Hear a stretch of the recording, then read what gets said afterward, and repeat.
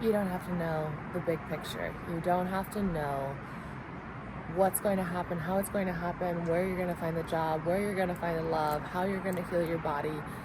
It could actually be very simple. And so, hello, I'm Araya. This is Arlo. Arlo, say hi. He's still waking up. It's pretty early here in San Diego. We are about to go to Arizona today with our cousin to go see our other cousin, to see his baby, and to go spend some time in Sedona, and then go camping in Flagstaff, and then we head back here. Sorry, this is long. We head back here a few days in California, go to Kentucky, and then we fly back to Italy, where we live on a horse farm. So if you're new, that is the current adventure on this channel with me and Arlo, but there's so much more to this than that. My brain's also still waking up. So I've had this talk with quite a lot of people since being back, because it's been something so relevant in my life that I've gone through and that I wish to continue to share with the people that I love, with the people that I coach, with the world, because we have been always taught to overcomplicate things. We think that, the answers are hard, or they're far away, or that we're stuck, or that, other people can heal, other people can have it, other people can be in love, but we can't for some reason. There's a lot of programming and conditioning around how it's not possible for us, how we have to suffer, how life is suffering. And I know Buddhism does say that, and there definitely is suffering within life, and there's chaos within life, but in the chaos and in the suffering is where we find ourselves. It's where we choose to remember. And in that choosing, it's a little bit, it's the easy path.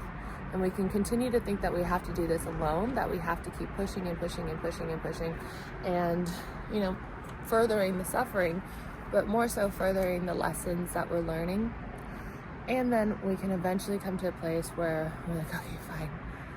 I surrender, and I want it to be easy, and I don't want to have to do this alone. You have divine guidance here for you.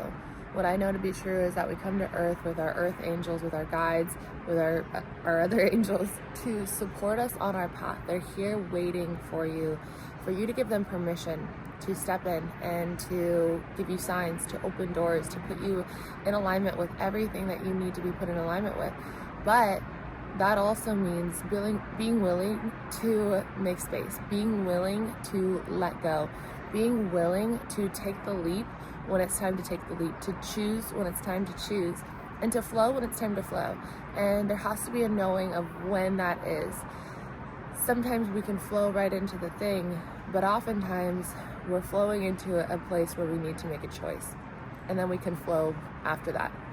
For example, I knew that I needed to make a choice in order to move to Italy. I knew that I had to buy the ticket. It's usually a very simple thing, but once you make that choice, you open that door, and then you're in the next level. You're in the next level of doors after that, but you can't go through the other doors if you don't go through this one first. So you have to choose, right?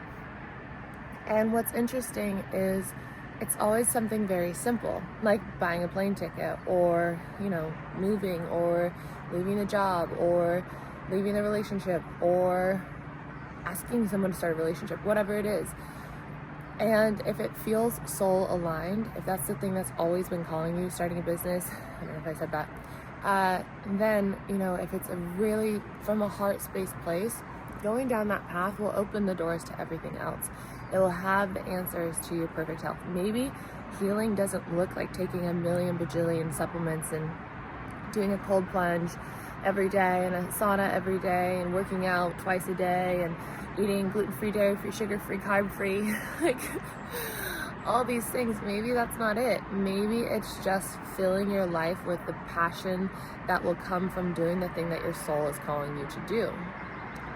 Maybe that will heal your body, or maybe that will get you in flow and in alignment with the people and the things and the resources and the information and everything that you need in order to be your happiest, healthiest, most abundant self. And so really it's just making that choice to move towards the thing that you know is meant for you. that has been knocking on the door, and it's not settling for anything else. I was really inspired by my little cousin here who's living in Hawaii and had a job where it just didn't feel right, where it didn't feel like they were being valued, or she was being valued, and so she left, even though she didn't have something else. And I never recommend swinging without another branch to grab to. However, I've done that because I and she don't want to put up with that anymore. I think we get to a place where we're like, no. We understand the forces of the universe. We understand that, when we start saying no and that we deserve better, that the things that are more aligned with your highest potential do come to you. When I left my job, it was such an interesting process of that. I had a job of 5 years where it just felt, it was like a reflection, of course, of what was going on within me. It was lack of value, lack of, boundaries, all these things. And so when I left it, then the universe, God, source, the laws of the universe just started handing me things that were mimicking that job, that were mimicking old jobs, literally, like I couldn't even make it up. I was offered a job on a boat that brought me back I used to live on boats and work on boats, and I was brought back, because I accepted this one and I had to learn those lessons, brought back exactly to the same ports in Mexico that I used to work on my previous boat. It was the same size boat with the same amount of crew and the same dynamics of owners and guests. It was the same thing. It was like I didn't learn those lessons yet from that last boat, even though they were very clear.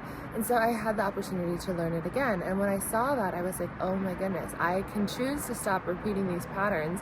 But if I choose to go down this knowing that it's going to be the same thing, then I'm going to just experience the same thing over and over and over. So then I got back, didn't have a job, and I was getting offers for other jobs that looked just like my previous job that I was at for 5 years. That looked like, another opportunity that was just going to be like a man hiring me for my looks, and it was going to be something not comfortable, but I was going to have to, just put up with it to make money. And I was like, I don't want to do this anymore. I was like, no. And my friends and family are like, well, how are you going to make money? I'm like, I know I'm going to make money. I choose to do the thing that I've always been called to do, which was travel Europe in a van and make YouTube videos. And I decided to stop going for anything else other than what I truly wanted. And of course, there's going to be that period of time where it's like, like, how is it going to work? And those are just your subconscious beliefs. Those are not even your subconscious beliefs. Those are other people's subconscious beliefs that have been ingrained and patterned within you. And you have the opportunity to let them go. And so I was working on that with my family here yesterday, and we were doing EFT tapping. We were talking about different ways to rewire the subconscious mind so that you can just easily go for the thing that you know you're meant to go for. And I love EFT tapping for it. I think that that's one of the most powerful tools. I have videos on my channel. I have it in my program, 21 Days to Rewire Your Mind. And that's all about getting to know your chosen timeline, stepping into your chosen timeline, visualizing it every single day, doing the daily exercises. And by visualizing it every single day, you're healing your nervous system. So then you're a clear channel to receive messages from the divine, to receive messages from your heart. And then I also have 21 Days to Know Your Divine Guidance, which is all about going into your heart space. These programs are like my heart and soul, everything that got me to the place where I feel like I'm in flow with my highest potential, and like everything is happening the way that it's meant to. And it always is. Right now, you're in the right place at the right time. You just maybe need to make a choice, and that choice will lead you to everything else that you need, that you're seeking. The health, the love, the abundance. And so divine guidance is all about going into your heart space and knowing how to communicate with your higher self, with your intuition, with your angels and guides, getting familiar and identifying your angels and guides. And I don't feel that they really have names all the time, but we can give them names that in this world, on this planet, we use names. And so we can feel into their vibration, and we can start to give them names. I have names for my angels and guides. I can see them, I can feel them. We all have different ways of communicating, and so the program is all about developing your language with your angels and guides so that you can have that resource for the rest of your life, so that you can go to that place and ask, what should I do now? What choice did I make? When I was having those opportunities pop up that were low-hanging fruit, I was like, oh, okay, heart, angels and guides, what do you think? No, don't choose this. No, buy the ticket, go. You're going to figure it out. No, don't do anything you don't want to do. close your store, trust the process. And so I just was like, all right, I'm gonna follow. I'll give myself a year. I'll follow, I'll go, I'll see what happens. If it doesn't work out, then, you know, I have the experience to go back to my old life, to go back to my own ways. But if you never check out what's on the other side, you will always have unanswered questions. You will always wonder, what would life be like if I just went for the things that I truly want?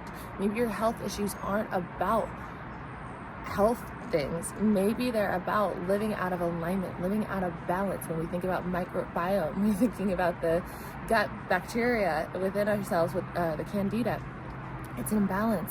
Maybe you're just not living in balance. Maybe you're just, you know, it's a reflection of the choices and the place and the state that you are within your field.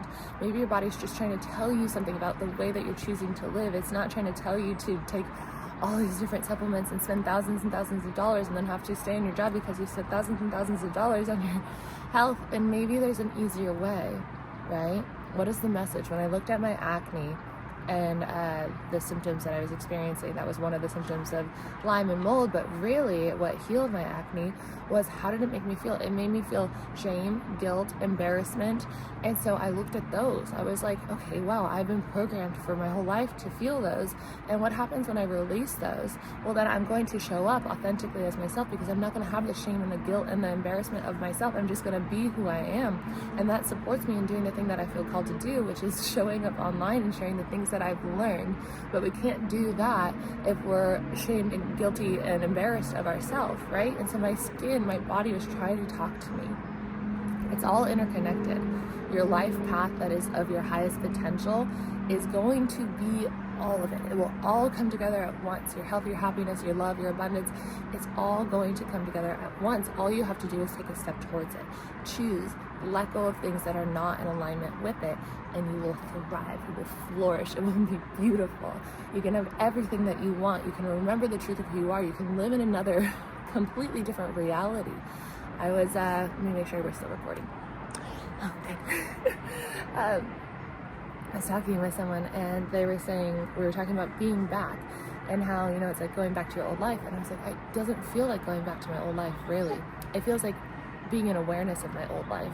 It feels like being the observer of what I used to do here, which is beautiful. And it's so beautiful to spend time with my friends and family here. But it doesn't feel like going back. It feels like being new and seeing it differently. And so you get to start to become that awareness of your life. You get to have this different experience where you see the world from that place of awareness. You see yourself from that place of awareness. You start to become the awareness. You start to become the meditation. We can meditate, and it's so good to meditate every single day, but eventually you become the meditation. Life becomes the meditation. You start to see things for what they are. You start to see things that things are very, very simple. That they are, it's the same patterns. Like, I could start to see how this person was my mom, this person was my dad in my job, this person was my, you know, ex-boyfriend in my job. And like, we just have these same patterns, these same mirrors just going over and over and over and over until we see them. Right? And so it's very, very simple. We think that there's like all these different factors of life, but really it's the same patterns until we see it, until we learn it, until we love it, until we accept it, until we let it go. And just allow yourself to let it go. If you just trust the process, right? Trust yourself. Have that self-trust to go after what it is that's knocking on the door for you. Everything else will fall into place, I promise. So, and as long as you work through the subconscious beliefs as you're trusting the process, because you can't just take the leap. Like, last thing, when a little bit over a year ago, when I went to go visit my dad on his farm, I was still very, very afraid of Lyme disease. I had a lot of PTSD of Lyme disease. And so I went out in the field. I was like, I'm gonna just go out in the field, I'm gonna face my fears. And then I got a tick bite, and I had a severe spiraling effect of the PTSD. And my doctor, I was talking to her, sorry if the plane is loud, I was talking to her about it, and I was like, I went to go face my fears. She said, don't face your fears until you've worked through the fear.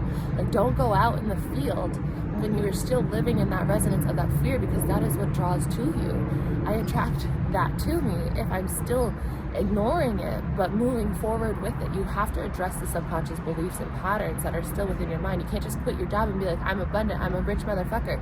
No, you have to go through the subconscious mind and say, oh, that was lack. Like, how do you find lack? You go to the grocery store, when you swipe your card, what do you feel? That could be lack right there. You identify it, you catch it, and that's that neuron. You're feeling that, and then you rewire it with something new. I was talking about this yesterday. You rewire it with the thought of how much air there is on the planet, with the thought of how infinite the sky is, and then you start wiring those together, and you are going to create new neurons, new neural pathways, and new life for yourself. So, if you like this message, please give it a thumbs up. Subscribe if you are new here. Leave a comment if you feel called to do so. If you don't know what to say, you can say hello to Arlo Bobarlos or to my cousin Danielle. Hello. Oh. And I will see you tomorrow in Arizona. Bye, guys.